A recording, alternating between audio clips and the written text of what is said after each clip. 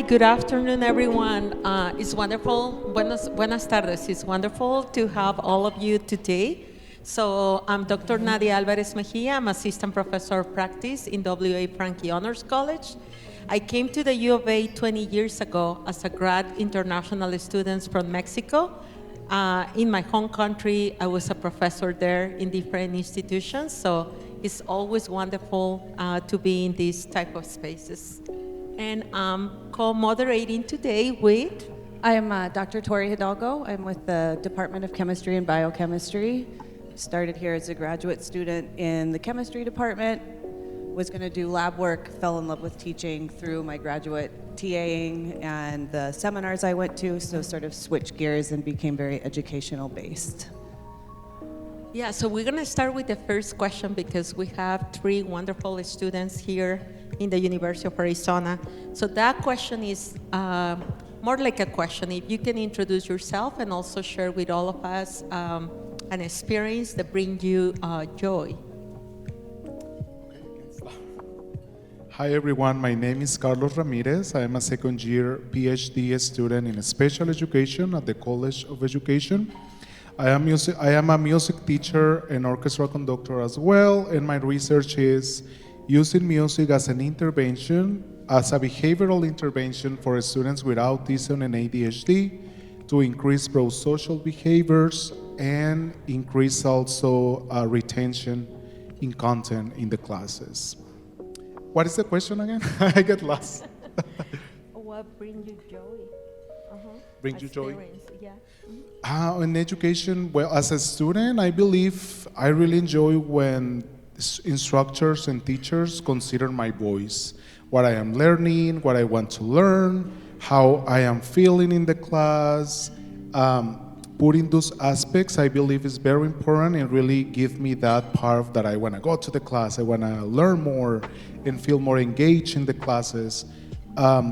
Because I, as an educator as well, how I see education is a community, right? When we are in the classroom, that's a community. And when we are working in community, my belief is we might consider the voices of all the members in that community. Thank you. Hi everyone, my name is Gabriella Arroyo. I'm an undergraduate student. I'm in my second semester of my junior year. I'm majoring in psychology and I'm minoring in sociology and the ACE minor, which is adolescence, community, and education.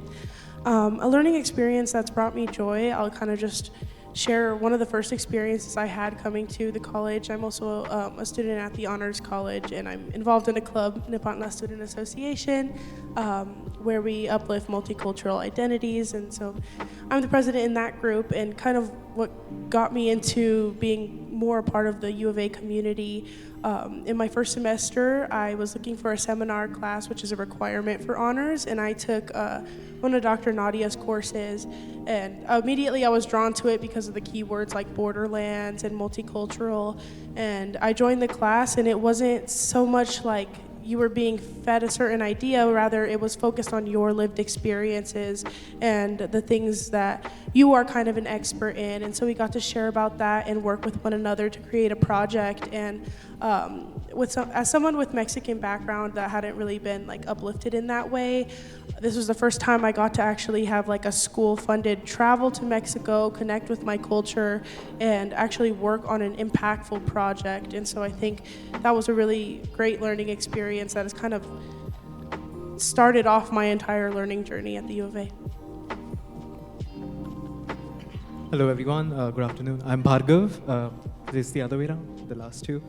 I am from math department. I'm a graduate student in math department. My research is in math education. My research is intersections between casteism from South Asia and how that intersects with math education. But I also teach as a graduate student in math department. One of the things which got me joy when I was a student, I'm still a student, but usually math is very much individual focused. And as I was taking graduate classes, everyone was doing math individually. And that really sort of disturbed me in a lot of ways. But so there was one incident when I was doing algebra with a few friends, and the instructor seemed to have affirmed that specific idea of working with other friends of mine within the classroom space. And that was like an enlightening moment, shift towards me doing math education, research-wise. Yeah. All right. Well, I'll ask the next question, which is, if you could design an ideal student activity without any constraints, like budget, curriculum guidelines, etc., what would that look like? Do you want to go first? Oh, okay, I can start. I will say learning by doing, right? Like giving the students the opportunity to be creative and connecting the content to their interests, areas of research, for example, when you're in graduate school, giving that part of like they can do what they really want to do and connect what they are learning in the class with their real life or their real context that they are having. And for that activities, I believe you don't need that big budget because everyone can use the resources and tools that they already have or collaborate with other people. But I will say that giving them the opportunity to connect content to their interests, talents, and ideas. I will say after being in different positions of like being younger and being a mentor, or even having I've had the chance to work with elementary students, middle school students, high school students, and now being in college, I've been able to be a preceptor as well. So I've worked with a lot of different types of students, and the number one thing that I think I really connect with as like an honor student worker and connecting with ideas from HSI, being a Hispanic serving institution, I think in Tucson we have such vast demographics of people, and specifically Hispanic students and first generation students. So I think this kind of correlates to a project that I'm working on as well about creating a certain learning environment that offers equity for everybody and sharing their own experience and not expecting that everybody's come from the same or has the same type of level of learning. And so bringing those people together to connect and learn from one another, I think that that's so important. And then also in honors, we kind of redefine learning not so much as a statistical thing where people are trying to meet certain standards, but rather as a transformative method of trying to learn more about yourself, what you're passionate about, and succeeding in terms of communication with other people and creating impactful anything really. But yeah. I would say starting with an accessible examples as a key starting point, and then letting students explore their own mathematics. I'm talking about mathematics only. Letting students explore their own mathematics and how me as an instructor or me as a teacher would be guiding their own mathematics for them, serving them as students, rather than me imposing what curriculum structures I want to tell my students. And that definitely, an ideal student activity would involve accessible examples to begin with, and then going from there, what student wants and what their needs are. Wonderful answers. Thank you so much. So the next question is, what is a small thing an instructor has done that had a positive impact on your learning or classroom experience or experiences?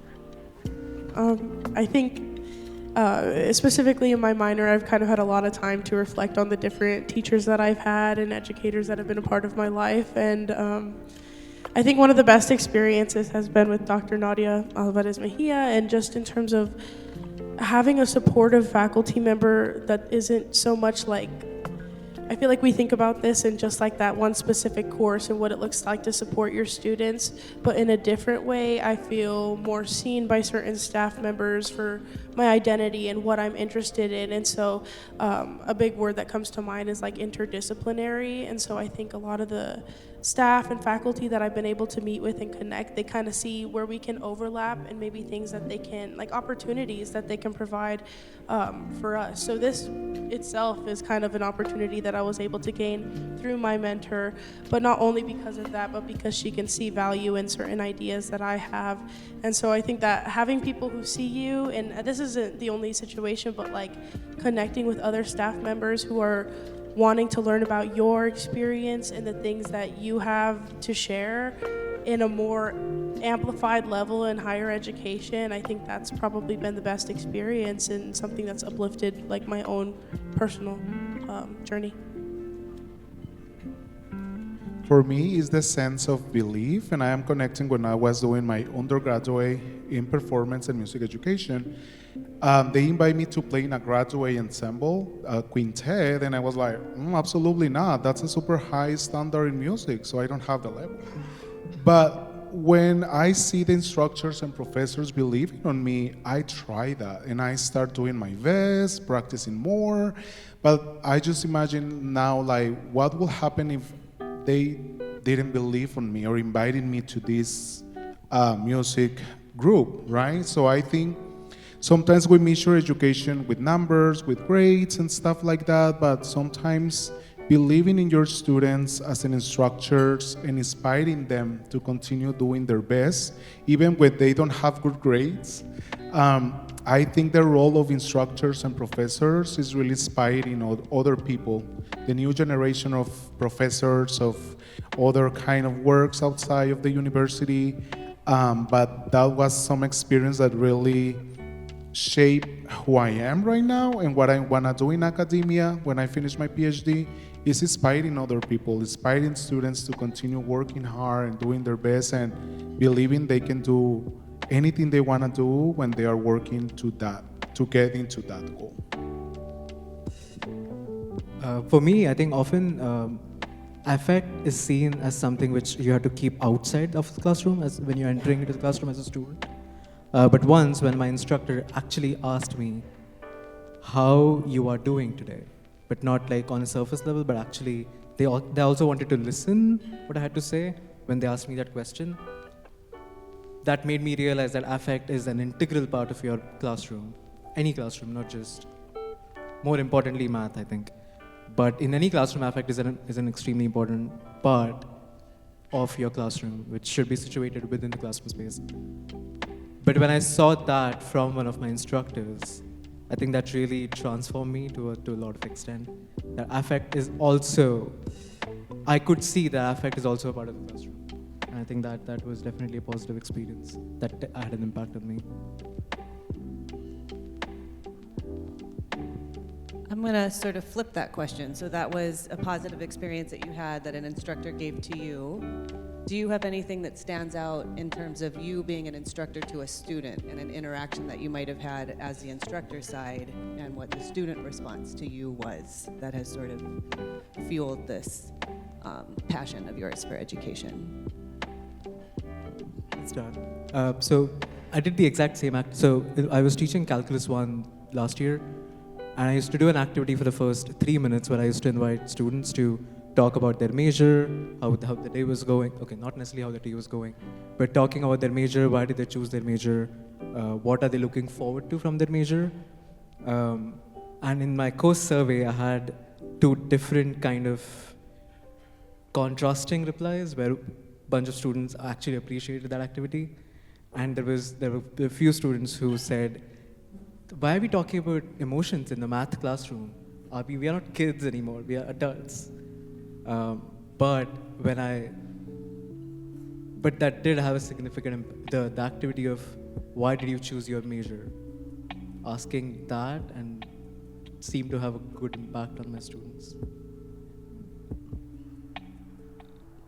Within our student association and this club at Honors, we make efforts towards recruitment and going to different high schools in the Tucson area to share information about Honors College and just the U of A in general. specifically through our lens of being multicultural and uplifting different student demographics. And something that I heard while we have like a wheel with questions on it, and someone spins the wheel and it asks like how many Hispanic students do we have at the U of A, and all of these students, because at Tucson we have predominantly Hispanic high schools, and they're thinking 75, 90%, when in reality our demographics are around 25 to 30%. And so I think this for me was something that has really motivated me in terms of the things that I want to do, that these students, they're so used to seeing people like them, but they're not really amplified and uplifted in what they feel and think.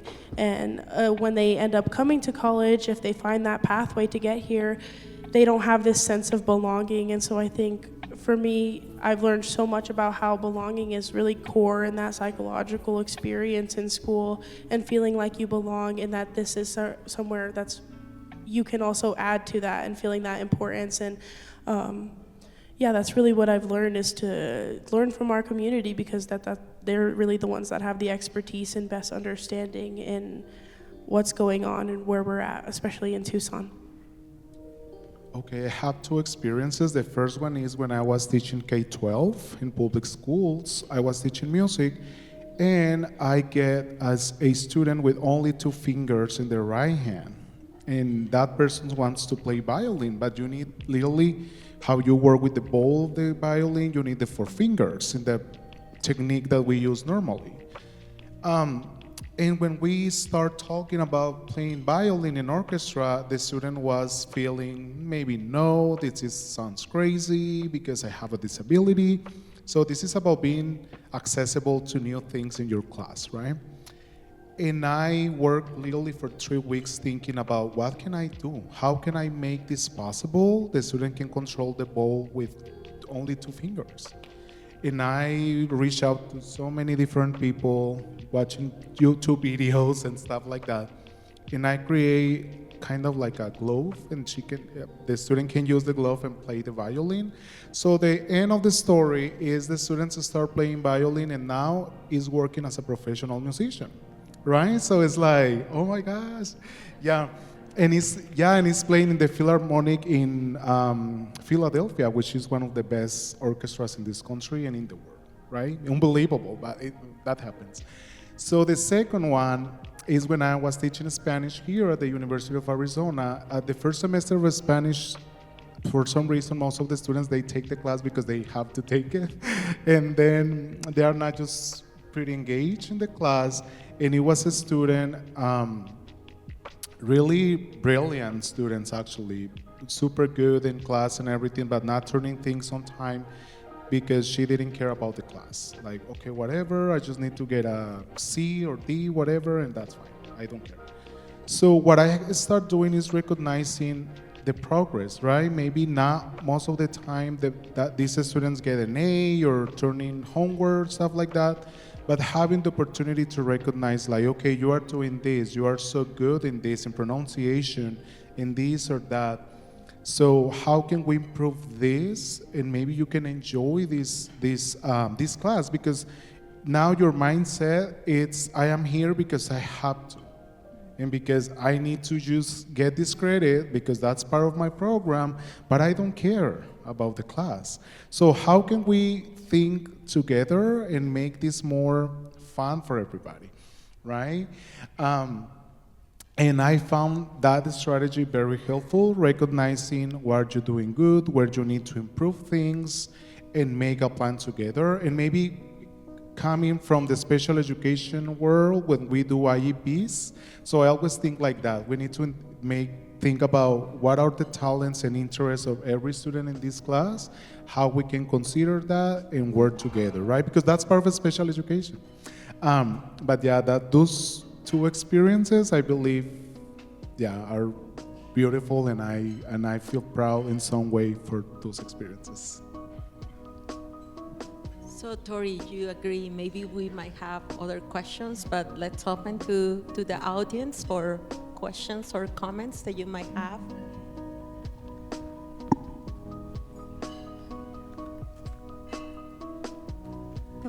Who has questions for our wonderful student panel?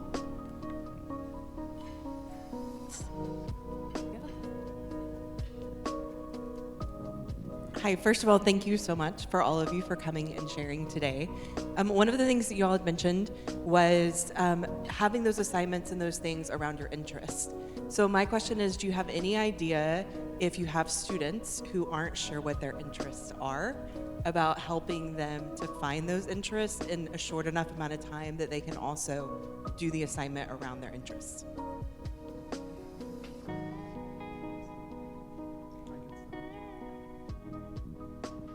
For that, and I love surveys, so I will do a survey maybe at the beginning of the semester and asking about that, or maybe you can use a discussion post or some activity in the classroom where they can share what their interests they have, what they take the class, and stuff like that, and knowing their voices. It's like a putting their voices in consideration, and maybe we can, or you can reshape one of the activities based on what you get from that part of the survey or that discussion that the student have.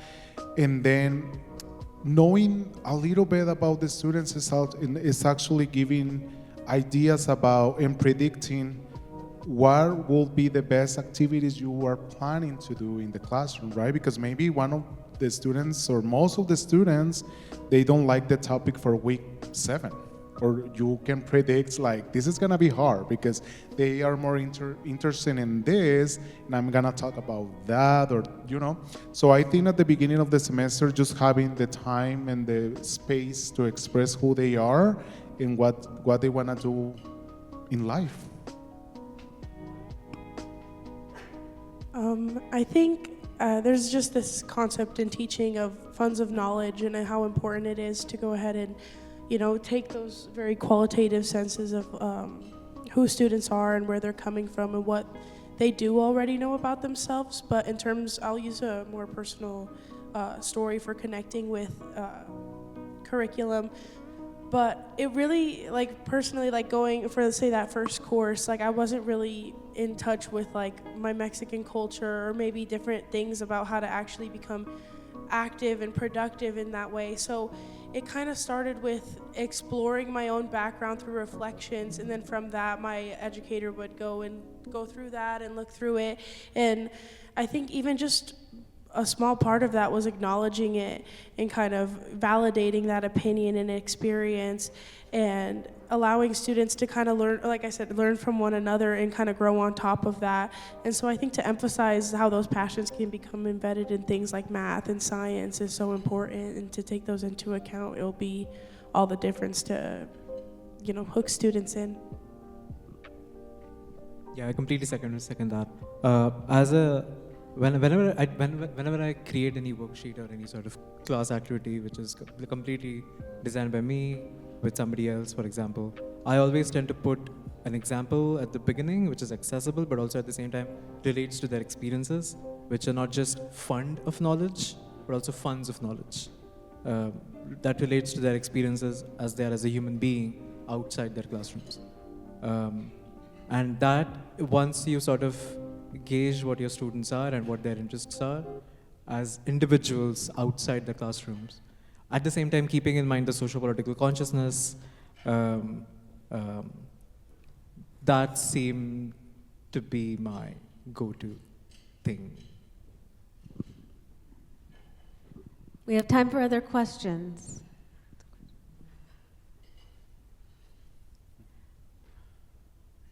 I have one if you guys don't. So you were talking about students who sometimes aren't really, you're teaching the class they're not really into. As a student, what helped you get drawn into a class that maybe you weren't excited about taking? I'm sure you're excited about most of them, but you know, sometimes you're not always excited. So tell us something that helped you maybe connect with a different subject. So when I started my math career, I got 7 out of 70 in one of my first exams, which was like real analysis. I think the way I did not like that class at all. I still do not like real analysis. I hate complex analysis as well. But when I started doing that with other students, with other friends of mine who were excited about learning about real analysis, complex analysis, all of that, that got me interested into that subject because of their excitement and their joy. Yeah. I don't know if I answered your question. Yeah, that answers. I would say personally, I agree, those connections and having that in a course where you're kind of bonding with the cohort and also with your educator is so important. But just to go a little bit outside my own story, this is an experience I had working at an at-risk school. And so these students are labeled at risk and they're taking courses just for the pure act of doing it, and your parents are forcing you. So they see literally no purpose in a lot of these classes, and a lot of the educators as well are kind of struggling because all of the students are struggling. And so we started this mentorship program and going in, and these students were asked to do just a standard writing course, write an argumentative essay. They got to choose the exact topic. And, they're thinking they have to write about something that is not interesting, like it's just an argumentative essay, what am I gonna argue? And I start talking to this student about his own lived experiences, about being incarcerated, about experiences with law enforcement. And I asked that he kind of reflected more about that and what his experience was, did they, and he kind of explained that it felt like they were trying to get him in trouble rather than actually fix the solution. And he was able to write an essay that was about this larger systemic experience, and that is like almost college level writing. Of course he was struggling with certain grammatical things, but the content was there and the ideas were there, and I could already tell that just having that one-on-one time and conversation about the actual experience alongside being able to turn that into impactful work was like, it spoke to him and somebody who was like this class clown character. So I just wanted to share that. For me, it's a class with clear expectations, clear instructions. If you can have the final project done, but the beginning of the semester, the information will be good. And and scaffold activities. And then I really appreciate direct instruction when the instructor or professor is really clear what they want, how they want it, dates and stuff like that, and then responding emails, I'm not gonna say immediately, but in a good time, right? Because sometimes we have questions, especially if that is an online class. Inaccessible items like captions, some videos, some different kind of stimulations to learn. That I really appreciate that. Not only, for example, in in-person class, just talking and PowerPoint and slides. I remember I took one class, it was just PowerPoint and slides and the instructor talking. It was so hard for me. So I really appreciate opportunities to collaborate with my peers, group activities, clear instructions about how can I get the best grade that I can. So I believe in step by step, if that's possible, in actually connecting the content of the weeks to the final exam or final assignment or stuff like that. I really appreciate that because it's time saving. And when we are having a super busy life, that's super good. Thank you. We're at 1 o'clock now. I wanted to thank our panel, Nadia, Carlos, Gabriella, Bhargav, and Tori, and all of you for participating. So thank you both so much for sharing.